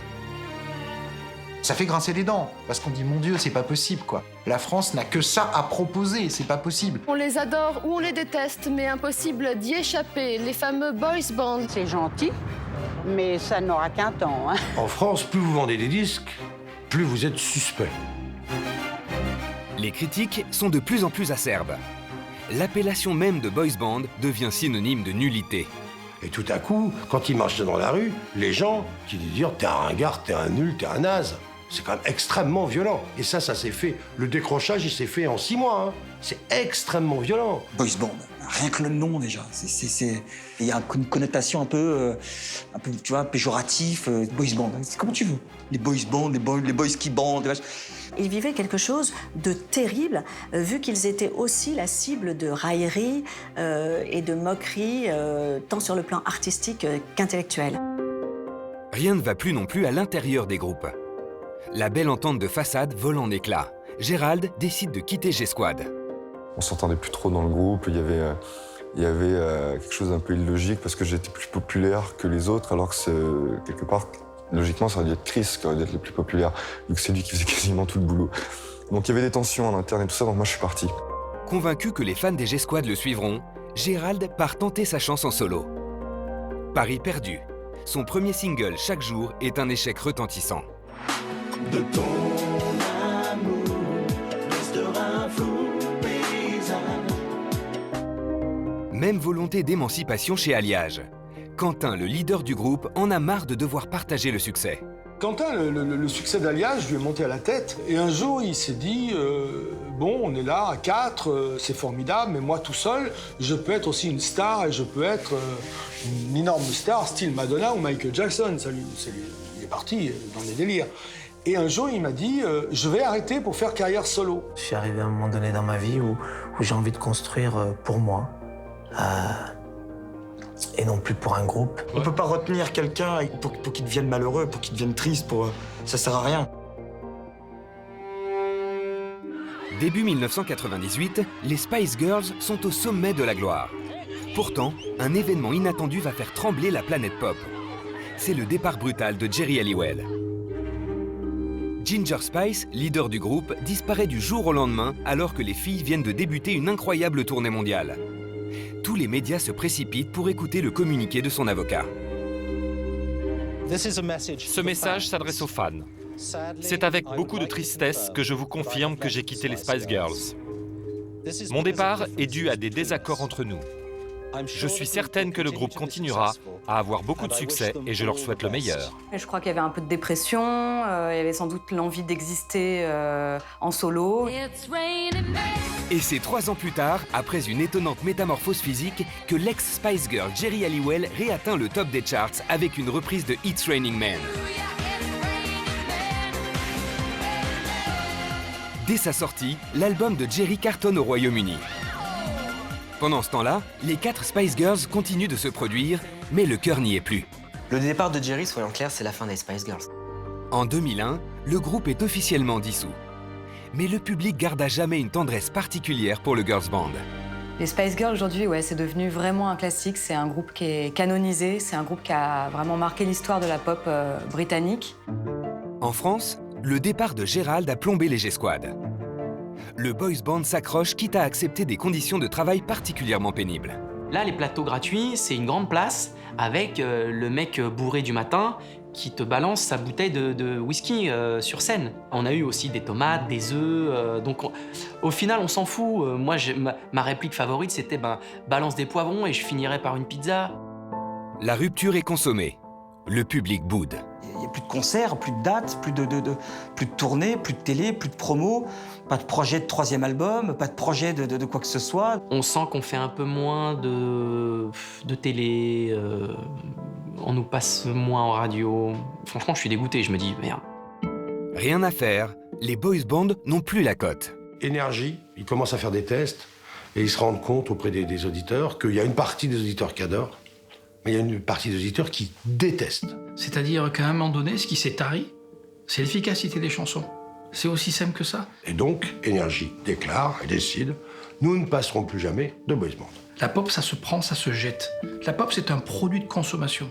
Les boys bands étaient un produit de consommation. Et nous l'avons traité comme un produit de consommation parce qu'Énergie est une radio de consommation. C'est cruel, mais le métier est cruel, la vie est cruelle.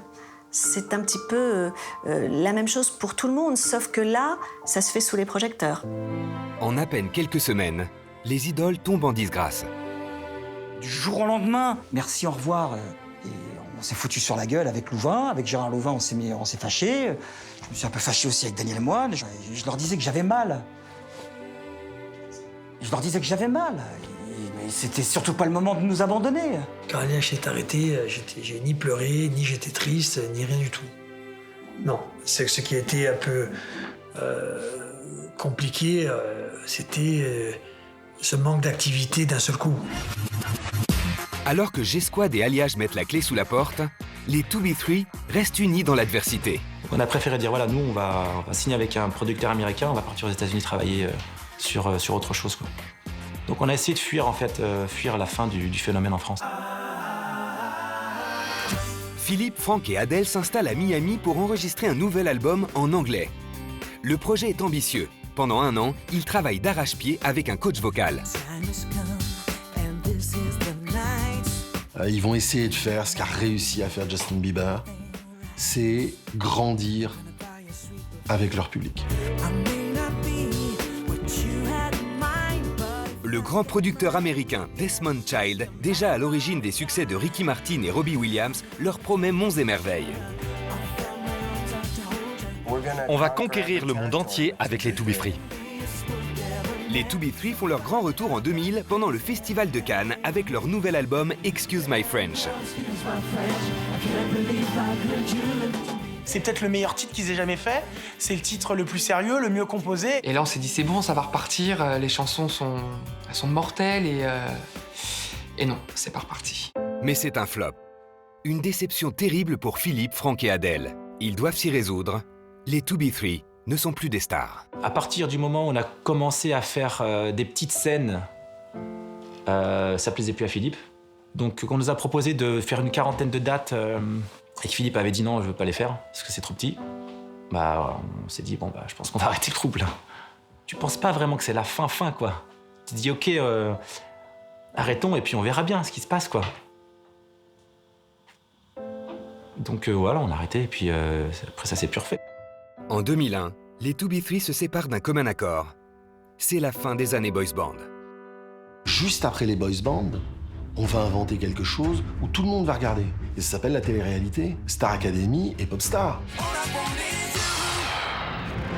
La même année, l'émission Popstar met en scène la création d'un groupe. Mia Fry est membre du jury. Elle participe à la sélection des candidats.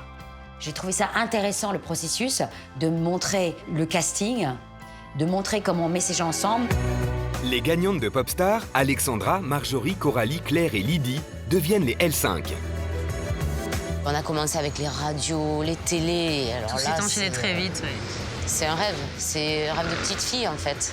Ouais, le relooking aussi, qui est une étape, en tout cas pour les filles, voilà, importante. Voilà, on en avait plein les yeux. Franchement, elles étaient méga lookées. Je veux dire que moi, j'ai tout donné. J'avais des pièces de créateurs très forts, j'ai pris que du lourd. Dior, du Gaultier, du Givenchy. C'était les Spice avec la French Touch. À la sortie de l'émission, c'est un carton. Le single « Toutes les femmes de ta vie » se vend à 1 600 000 exemplaires. Comme c'était des filles, elles ont fait un petit peu oublier, mine de rien, qu'on s'était bouffé du boys band exclusivement quand même masculin. Au début, elles étaient très émouvantes. Après, elles sont devenues un peu chippies. Donc on les a moins aimées. Et moi, j'ai pu travailler avec elles parce qu'elles sont devenues méchantes. Donc les poupées méchantes, au bout d'un moment, je travaille plus avec les poupées méchantes. 3 petits tours et puis s'en vont. Comme les boys bands, les L5 connaissent un succès aussi bref qu'intense. Il n'y a rien de plus horrible et de plus douloureux, psychologiquement à vivre, que de passer de la lumière aux ténèbres. Qu'est-ce qu'on va faire derrière ? On est marqué 2B3, on est marqué G-Squad, on est marqué World Apart. Qu'est-ce que la vie peut nous proposer ? Qu'est-ce que le métier peut nous proposer ? Rien. Le métier ne propose rien aux ex-chanteurs de boys band. On va dire que c'est cruel. Oui, il y a le côté mythe d'Icare. C'est-à-dire qu'effectivement, ils ont vu le soleil et que leurs ailes ont fondu, mais ils ont vu le soleil. Il y en a combien qui voudraient voir le soleil ? Du jour au lendemain, toutes les maisons de disques te ferment la porte au nez, te donnent pas ta chance, pas de carrière solo, pas de rebondissement, pas de projet, et la solitude.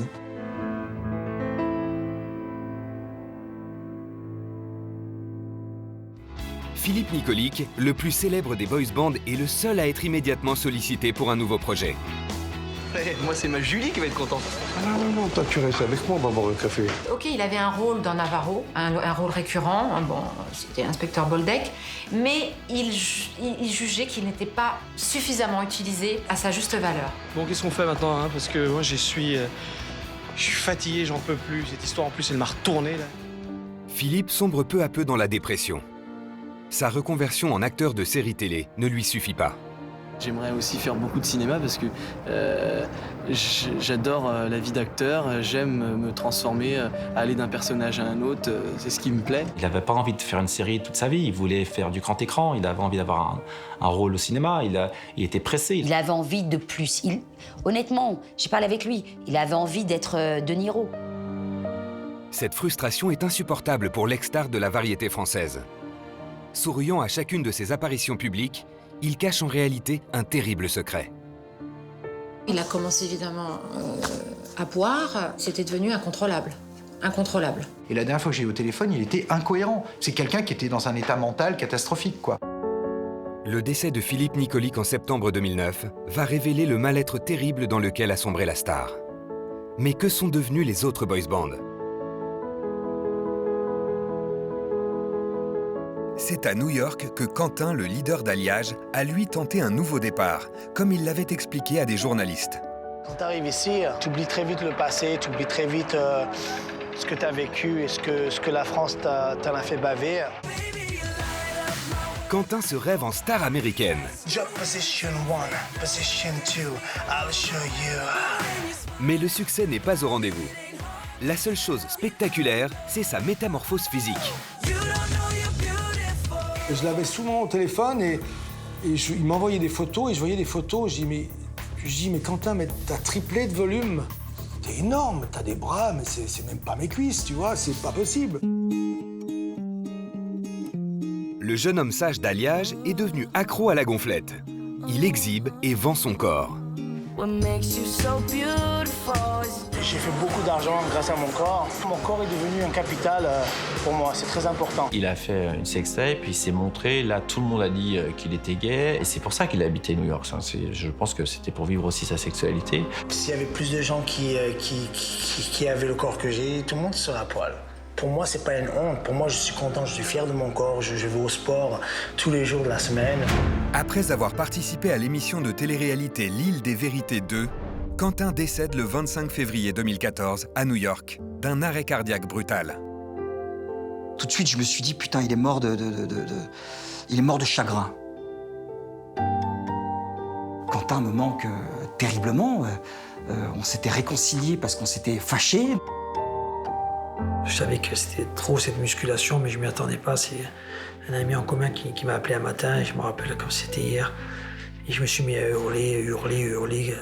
Qu'est-ce que tu racontes? Qu'est-ce que tu racontes? Qu'est-ce que tu racontes? J'y croyais pas, donc c'était assez dur. Et c'est vrai qu'il s'est, comme moi à un moment donné, je me suis réfugié dans l'alcool. Lui s'est certainement réfugié dans cette espèce d'excès de vouloir se shooter au testostérone pour gonfler, pour être un sur-Quentin, quoi, tu vois, et puis revenir et montrer qu'il était tout le temps vivant et encore en vie, et qu'il en avait encore dans le slip, quoi, tu vois, et dans les tripes. Le décès de Quentin, 5 ans après celui de Philippe Nicolic, jette un voile sombre sur la légende des boys bands. On m'a parlé d'une malédiction, on m'a dit alors la malédiction des boys bands, je dis ouais, c'est bizarre, c'est quand même étonnant quoi, que dans les boys bands français, il y a ils sont morts jeunes, c'est quand même étrange. Bien vivant aujourd'hui, Steven Gunnell a su conjurer à temps le mauvais sort qui semble s'acharner sur les boys bands. Moi, je suis passé par un long moment de solitude qui m'a fait sombrer un peu dans l'alcool, qui m'a fait sombrer dans la dépression et qui m'a même, à un moment donné, voilà, l'idée du suicide m'a traversé l'esprit. Grâce à Dieu, Steven a pu trouver sa voie. Il a découvert la foi. Je ne pensais pas un jour faire cette expérience palpable, humaine, tête à tête avec ce Dieu fait homme, Jésus. Voilà. Et donc forcément, il y a une joie de vivre qu'il n'y avait pas avant. Il y a une espérance nouvelle. Ce virage spirituel a ouvert à l'ancien boys d'Alliage de nouvelles perspectives. Début d'une renaissance pour Steven. Je m'en sors pas trop mal. Voilà, j'ai une femme formidable, j'ai 2 beaux enfants, je suis réalisateur, j'ai ma petite boîte, je fais mes films, je suis content. Mais c'est vrai qu'il y a eu quand même 15 ans de désert et il fait soif au bout de 15 ans de désert. Roman et Brian, les 2 autres membres d'Alliage, s'en sont mieux sortis. Il y a des gens qui ont su gérer. Roman, il a très très bien géré, parce que son père était banquier. Et là, maintenant, il a un super boulot. Il est styliste pour une grosse marque espagnole.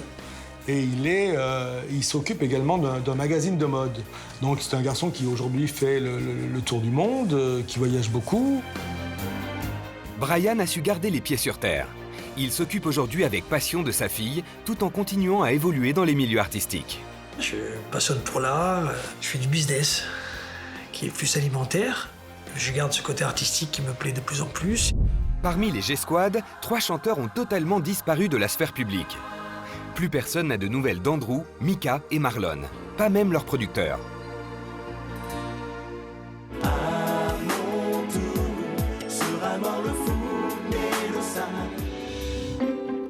Gérald, le tombeur aux yeux de braise qui faisait craquer toutes les filles, a finalement rendu public son homosexualité. Militant gay, il a épousé l'homme de sa vie avec lequel il élève 2 enfants. Artiste peintre, il vit aujourd'hui aux États-Unis. Chris Keller, le leader des G-Squad, est le seul à être resté dans le métier. Il a bien failli tout plaquer, mais il s'est accroché. J'avais plus de thunes et je me suis dit qu'est-ce que tu es capable de faire? C'est quoi tes compétences? Tes compétences, c'est la musique, ça marche pas. Tu bricoles comme personne. Je suis un très bon bricoleur. Donc oui, effectivement, j'ai fait une lettre de candidature spontanée pour bosser chez Casto en tant que vendeur.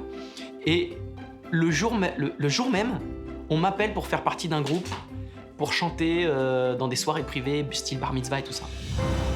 Tous ces chanteurs ont connu très jeunes un succès fulgurant et éphémère. Ils redoutent de devenir des has-beens. Dans un court-métrage, Franck Delay des Toubisseries a interprété une star déchue. Un rôle qui fait écho à son parcours personnel et qui nécessite une bonne dose d'autodérision. Bonjour. Je suis Stanley Verso. Stanley Verso. T'es jet lag? C'est ça, mais c'était il y a longtemps, ouais. Mais t'étais pas mort, toi? Ou en tôle, ou drogué, ou je sais pas, un truc comme ça, quoi. Non. Cette scène de casting était cruciale dans le film parce qu'elle montrait comment cette ancienne star des années 90, comment il se fait envoyer bouler par tout le monde. Le milieu a plus du tout envie d'entendre parler de lui, en fait. J'ai le sentiment qu'on me donnera ma chance et j'attends. Merci beaucoup. Waouh, c'était très bien. Ouais, il est pas mal. Ouais, mais il se passe un truc. Ça a été? Faut pas oublier qu'on a besoin de nouveautés, pas d'un ancien boys band à midi net. Les gens ont toujours cette image de Franck des To Be Free. Ça a tellement été un phénomène important que je suis tout le temps identifié. T'as fait partie d'un boys band, t'es un boys band, tu seras un boys band toute ta vie. Franck Delay vit sereinement avec cette étiquette. Père de 3 enfants, il s'illustre aujourd'hui en tant que comédien dans la série Les Mystères de l'amour. Mais Franck ne renie rien de son histoire. Fier de son passé de boys band, il a même créé en 2015 le groupe Génération Boys Band aux côtés de Chris des G-Squad et d'Alan Théo, le chanteur du célèbre tube Emmène-moi.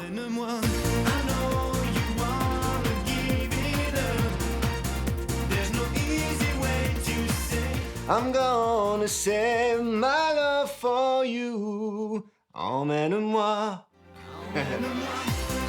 Surnommé par la presse le boys band à lui tout seul, Alan Théo était lui aussi une star pour adolescentes à la fin des années 90.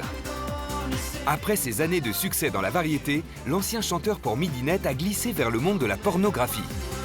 Prestations dénudées, films pour adultes, Alan Théo assume tout. Ça m'a fait un bien fou. Ça a été une délivrance. Me retrouver nu comme ça devant l'image, enfin devant une caméra, devant tout le monde, une fois que t'as fait ça, quand on vient de me parler de stratégie, de faut pas faire ci, faut pas faire ci, faut pas faire ça, j'ai tout fait, bah, je m'en porte pas plus mal. Hein.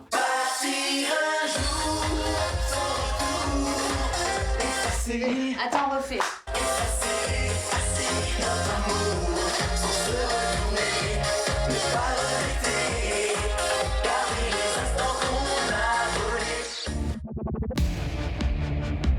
Nous avions filmé à l'époque le trio en pleine répétition.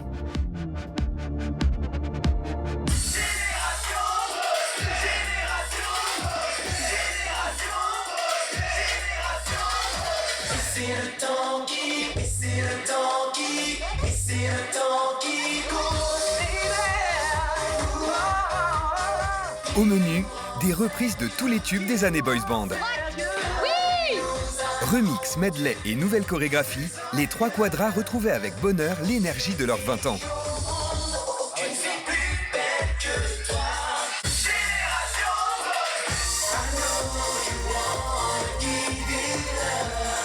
On est attendu par personne, c'est du bonus pour nous tout ça.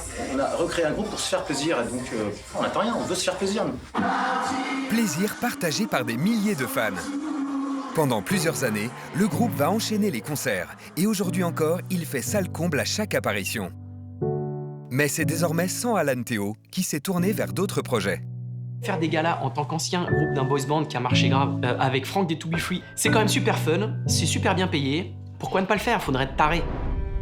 Adel Kachermi des Toubisseries a lui choisi de tourner définitivement la page. Il fuit les médias et refuse les interviews. Il est aujourd'hui un homme d'affaires accompli. Il dirige une société de location de jets privés et de yachts. Père de 2 enfants, il vit entre la Suisse et Paris et revoit régulièrement Franck Delay. Il est heureux, ses affaires marchent, il est heureux dans sa vie familiale, sa vie personnelle. Il a changé de vie, il ne veut plus parler de la vie antérieure. Je le comprends très très bien, parce que finalement, il y a beaucoup de bons souvenirs, mais il y a aussi pas mal de souffrances. La seule vraie success story, c'est celle de Victoria Beckham. Elle a su utiliser ses années Spice Girls comme un tremplin. Elle a su exploiter et entretenir sa notoriété pour lancer sa marque de vêtements et devenir une des plus grandes figures people du XXIe siècle. C'est la mise en scène permanente de soi et de son couple et de sa vie de famille. Elle n'est plus une Spice Girl aujourd'hui, elle est Victoria Beckham. Et ça se suffit à soi-même. Ses anciennes partenaires poursuivent plus discrètement leur parcours. Emma est aujourd'hui animatrice à la BBC. Jerry et Mel B sont dans le jury de plusieurs émissions de télé, et Mel C continue dans la chanson en solo et dans les comédies musicales. Malgré tout, les Spice Girls restent un mythe.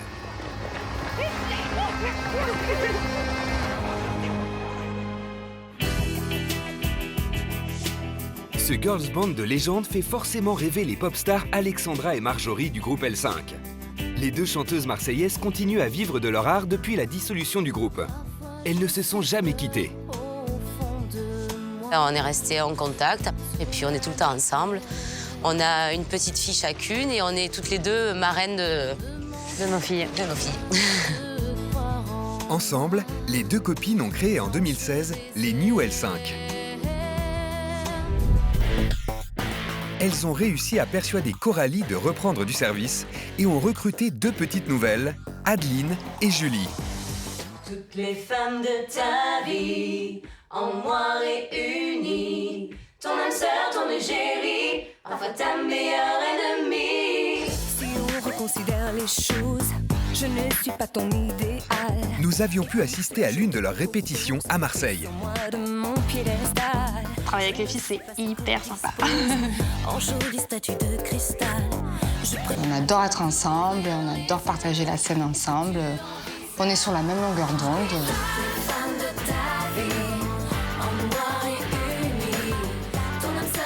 Alexandra, elle, avait mis la barre très haut. Forcément, on nous attend un tournant, parce qu'en plus, il y a des nouvelles, c'est plus les anciennes. Toutes celles que je suis sont là en moi. Tu vois. Je veux que ce soit bien fait. Je suis une perfectionniste. Je suis toutes les femmes, tu vois, toutes les femmes de ta vie. Les Worlds Apart, le groupe anglais qui a fait éclater la boys band mania en France, n'a jamais cessé de se produire dans l'Hexagone. En juillet 2016, c'est à Somain, dans le Nord, que nous les avions retrouvés pour un concert exceptionnel, mais sans Chélim, qui avait quitté le groupe. Steven, Nathan et Cal faisaient toujours chavirer le cœur des petites Françaises. Nous avons une relation très particulière avec les fans. Elles étaient adolescentes à l'époque. Nous avons été leur premier amour, leur premier poster. Une trentaine de fans avaient payé 50 € chacune pour avoir le privilège de partager un moment d'intimité avec leurs idoles. On parle de nos vies. Je leur montre des photos de ma famille. Elles nous parlent de leur famille, de leurs enfants.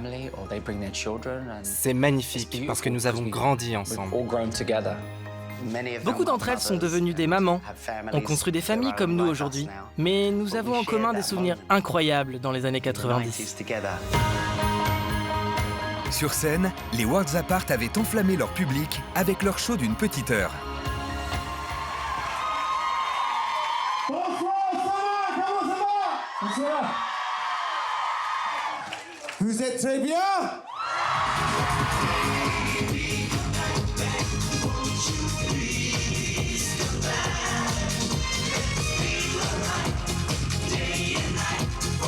Le public avait alors retrouvé avec délice les tubes et les chorégraphies de leurs chanteurs favoris.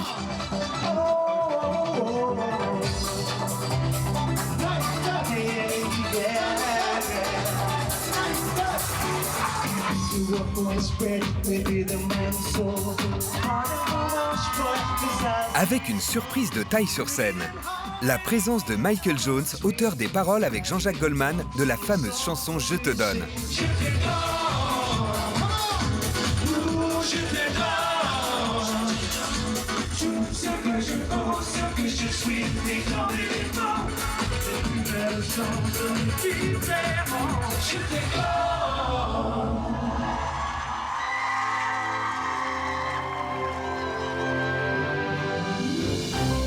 Après une série de concerts un peu partout en France, les New L5 ont finalement décidé de faire une pause. Leurs fans espèrent malgré tout les revoir très prochainement sur scène. Même si Franck et Chris font désormais route à deux, il semblerait bien qu'un vent de nostalgie souffle sur la génération boys band. Certains veulent y voir la promesse d'un retour vers le succès. Tout est possible. Une de nos nouvelles chansons pourrait devenir un gros succès, parce que les gens se diront « Oh mais j'adorais ce groupe quand j'étais jeune ». Oui, le revival revient toujours. Oui, les boys bands reviendront, c'est obligatoire. Et on fera partie du revival 90 comme il y a eu un revival 80.